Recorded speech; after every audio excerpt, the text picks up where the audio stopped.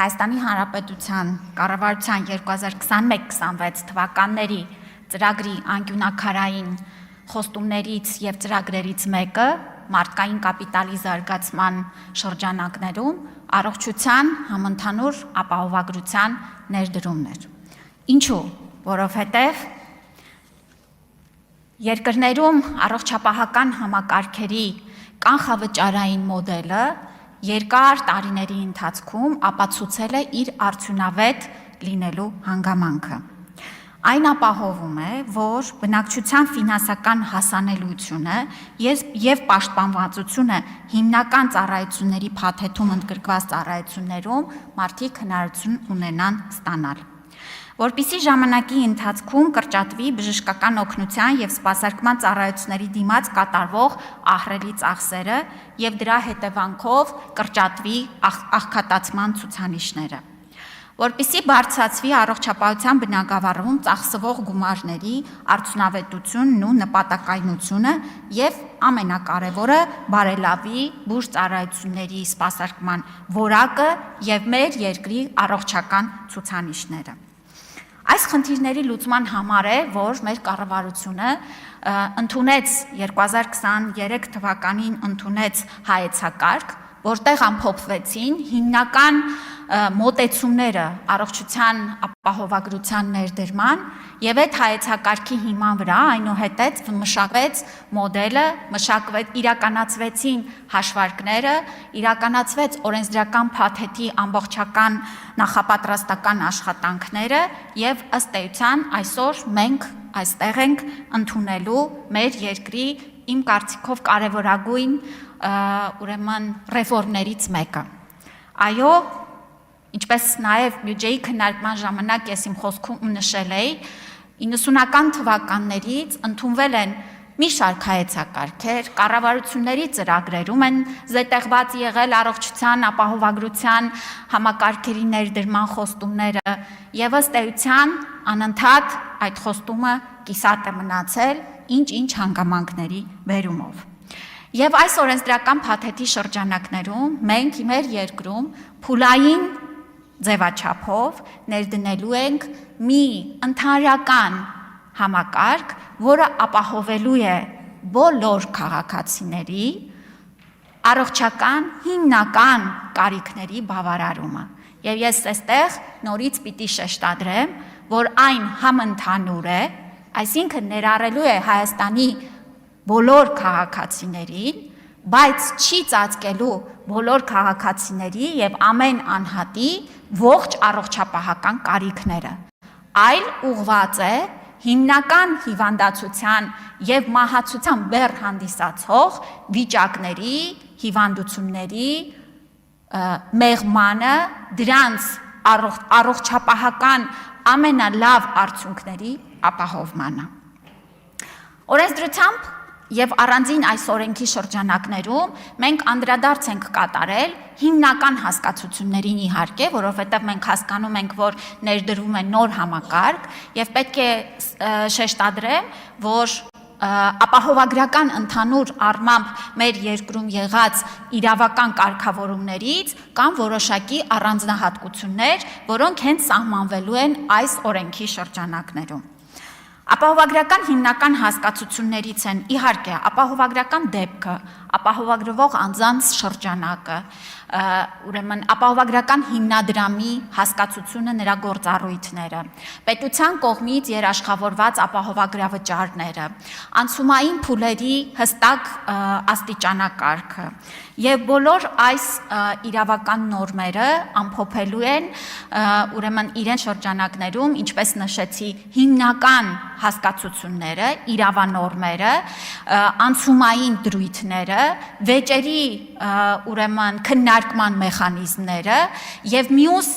իրավական ակտերը, որոնք որ հարակից են հանդիսանում այս օրենսդրական փաթեթում, ամբողջացնելու են այս համակարգի իրավական կարգավորումները։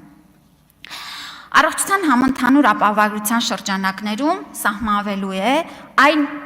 ուրեմն պայմանագրային հարաբերությունները, որոնք որ ապահովագրական հիմնադրամը ունենալու է ապահովագրվողի հետ ունենալու է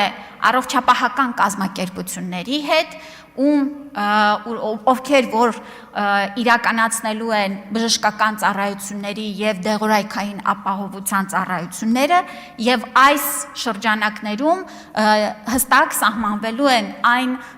ընտրության չափանիշները, որոնց հիման վրա ապահովագրական հիմնադրամը կնքելու է պայմանագրեր առողջապահական կազմակերպությունների հետ ի օգուտ երրորդ անձանց։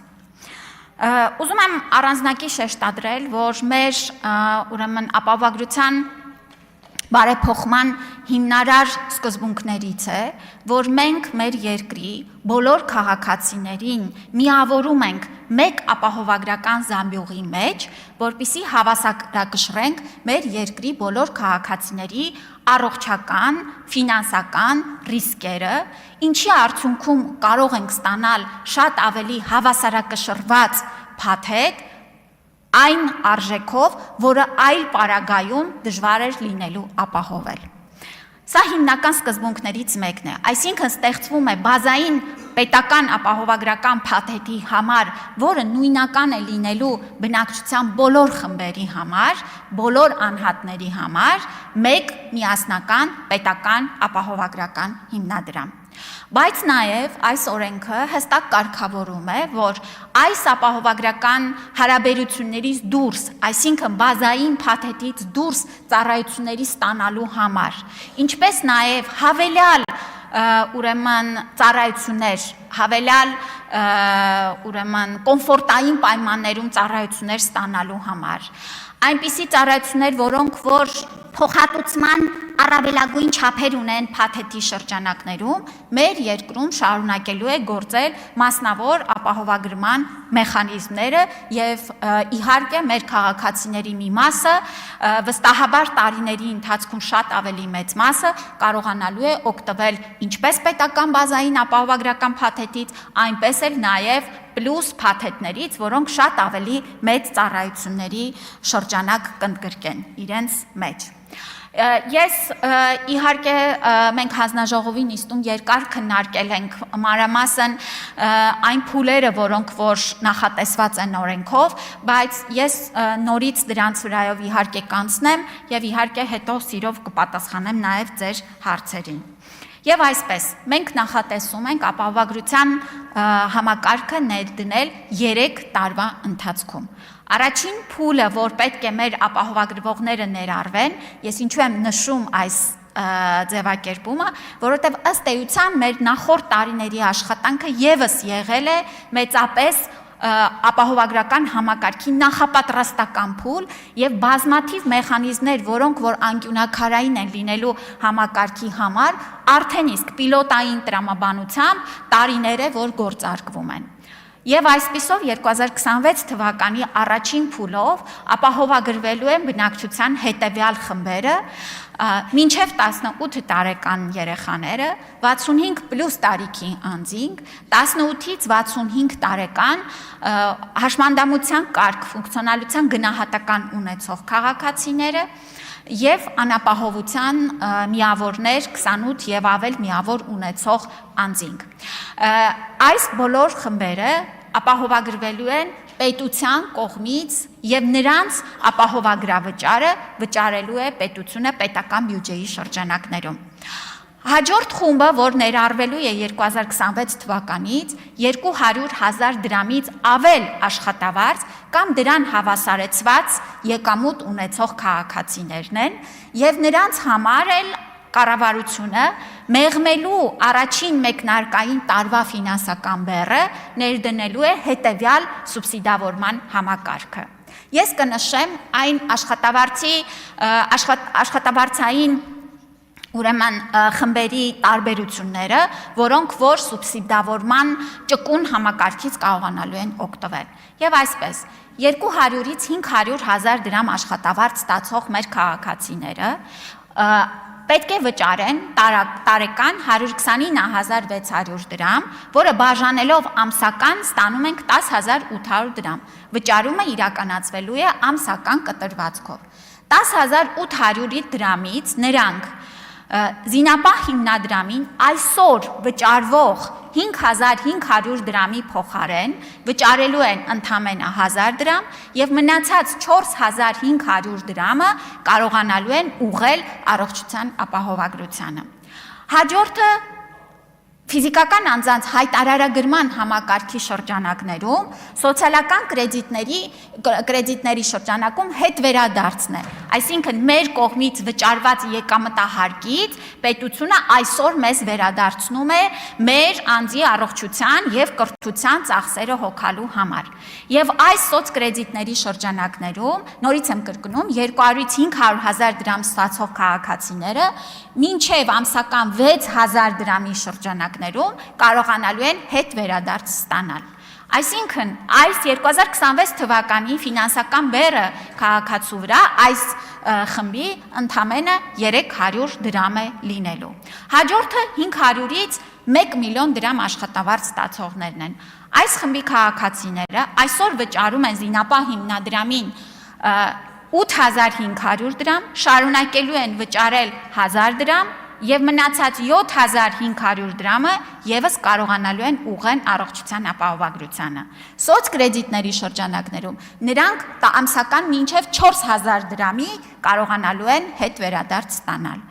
Եվ 1 միլիոն դրամից ավել ստացող քաղաքացիները շարունակելու են զինապահին վճարել 15000 դրամը եւ կարողանալու են հետ վերադարձ ստանալ միայն սոցկրեդիտի 4000 դրամը։ Ինչու է այսպիսի տարբերակված սուբսիդավորման համակարգ ներդրվում? Շատ պարզ պատճառով, որովհետև մեր ապահովագրական փաթեթի արժեքը,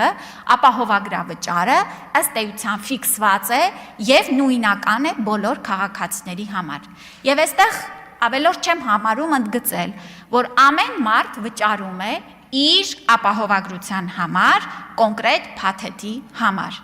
Եվ որպիսի մենք ունենանք նաև սոցիալական համերաշխության սկզբունքի պահպանություն, այսինքն նվազ եկամուտներ ունեցող քաղաքացիների եւ բարձր աշխատավարձ ստացող քաղաքացիների համար ֆինանսական նույնական բեռ չթողնենք, կառավարությունը որոշում է կայացրել նման սուբսիդավորման համակարգ ներդնելու։ Հաջորդ տարի 2027 թվականին կներառվեն մինչև 200,000 դրամ, այսինքն բոլոր ֆորմալ գրանցված աշխատողները։ Եվ երրորդ ավարտական փուլին մնացած բոլոր քաղաքացիները, ովքեր որ ուրեմն հանդիսանում են գյուղացիական տնտեսություններում զբաղվածներ, հանդիսանում են ընտանիքի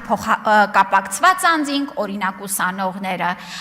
եւ այլն եւ այլն եւ այլն։ Այսինքն 2028 թվականի հունվարի 1-ից մեր վերջնական փուլը մեկնարկում է եւ 29 թվականին ըստ էության մեր բնակչության ճնշող մեծամասնությունը պիտի ունենա առողջության համընդհանուր ապահովագրություն։ Ապահովագրության հիմնական ներդրման մոդելի առանձնահատկությունը հետևյալն է, հարգելի պատգամավորներ, հարգելի քաղաքացիներ։ Մարդը իր կյանքի ընթացքում փոքր գումարներ ներդնելով վստահ է լինում, որ երբ որ հիվանդությունը վրա է հասնում, կամ երբ որ պետք է հոգալ առողջության մասին, նա կարող է դա իրեն թույլ տալ, որովհետև ինքը ներդրում է արել այս համակարգի մեջ։